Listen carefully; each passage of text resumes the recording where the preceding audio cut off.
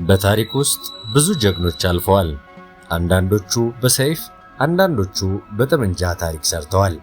ነገር ግን በአንገታቸው ላይ በታሰረ ማህተብና በደረታቸው ላይ በተደቀነ ጠመንጃ ፊት ቆመው በታላቅ ድምፅ ጠላትን ያንቀጠቀጡ አንድ ጀግና አባት ነበሩ።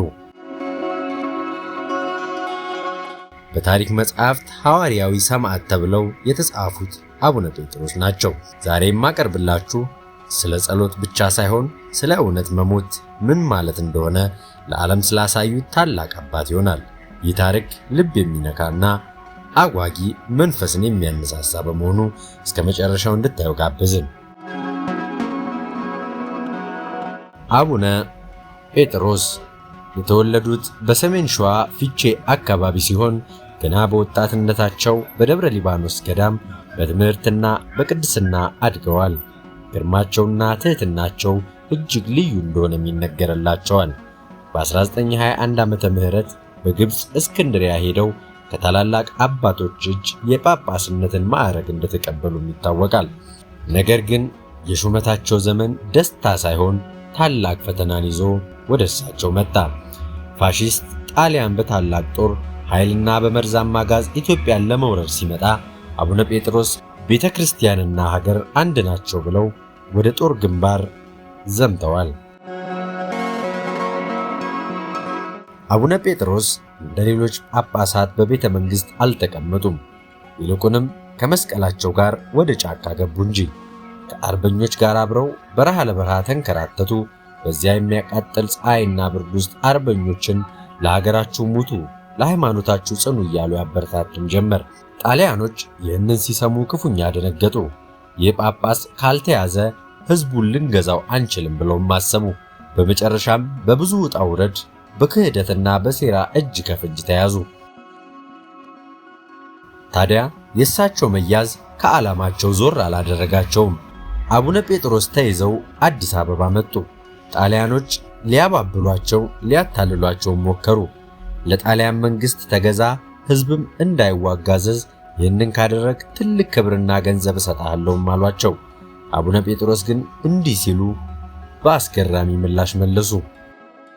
እኔ የምገዛው ለኢየሱስ ክርስቶስና ለኢትዮጵያ ሕዝብ ብቻ ነው። ኢትዮጵያ የተባረከች ሀገር ናት። እናንተን የሚቀበል ሰው ደግሞ የተረገመ ይሁን። ይህ ንግግራቸው በጣሊያኖች ላይ እንደ መብረቅ ወደቀ። ወዲያውኑ የሞት ፍርድም ተፈረደባቸው። ሐምሌ 22 ቀን በ1928 ዓመተ ምህረት በመሃል አዲስ አበባ ዛሬ ሐውልታቸው ባለበት ቦታ ለጥይት ፍርድ ቀረቡ። ታዲያ የታሪኩ አስገራሚ ክስተት የጀመረው እዚህ ጋር ነው። አቡነ ጴጥሮስን ለመረሸን 8 የታጠቁ ወታደሮችም ተሰለፉ። በአለቆቻቸውም ትዕዛዝ ወታደሮቹ ወደ አቡነ ጴጥሮስ ጥይታቸውን አዙረው ተኮሱ። የሚገርመው ግን አባታችን ቆመው በጸጥታ ይጸልዩም ነበረ። ጥይቶቹ አካላቸውን አልበሱትም ወይም ደግሞ አልፎም አልጎዳቸውም ነበር። በዚህ ጊዜ ጣሊያኖች ደነገጡ። በቅርብ ርቀት ደግሞም ተኮሱ። አባታችን መስቀላቸውን ይዘው ለእውነት መሞት ክብር ነው በሚል ስሜት ወደ ሰማይ ይመለከቱም ፈጣሪያቸውንም ይማጸኑም ይለምኑም ነበር። በመጨረሻም በብዙ ጥይት ተደብድበው ወደቁ። ነገር ግን ሲወድቁ እጅግ ብዙዎችን ያሳዘነና ያስገረመ መስቀላቸው እንኳን አልወደቀም። ደረታቸው ላይ እንደታቀፉት ነበር የወደቁት፣ ሕይወታቸውም ያለፈው። አቡነ ጴጥሮስ በሥጋ ቢሞቱም ቃላቸው ግን ጣሊያንን አሸንፎ ከሀገር አስወጣ። ዛሬም በአዲስ አበባ መሃል የቆመው ሐውልታቸው ለድንጋይ ሳይሆን ለቆራጥነትና ለሀገር ፍቅር ሐውልት ትልቅ ምሳሌም ነው። የተወደዳችሁ ተመልካቾቻችን ዛሬ እኛ ጋር እንዲህ አይነት ጽናት አለን? ጥያቄው ለእናንተ ነው። ለሀገራችንስ ለሃይማኖታችንስ እንደ ቀደምት አባቶቻችን እስከ ሞት ድረስ እንታገላለን? ሐሳብ አስተያየታችሁን ኮሜንት ላይ አስቀምጡልን። የአቡነ ጴጥሮስ በረከትና ጽናት ከሁላችን ጋር ይሁን። ይህ ታሪክ ከተመቻችሁ ላይክ በማድረግ ለሌሎች እንዲደርስ ሼር አድርጉት።